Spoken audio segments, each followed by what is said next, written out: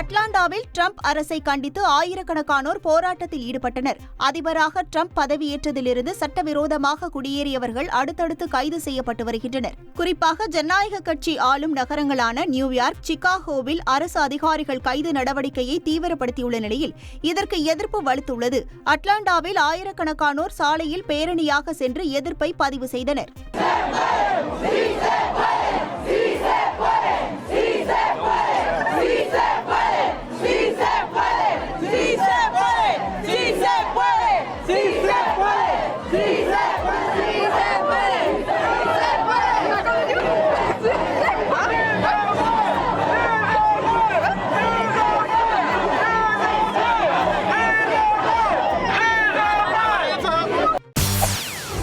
செய்திகளை உடனுக்குடன் தெரிந்து கொள்ள உடனே சப்ஸ்கிரைப் பண்ணுங்க.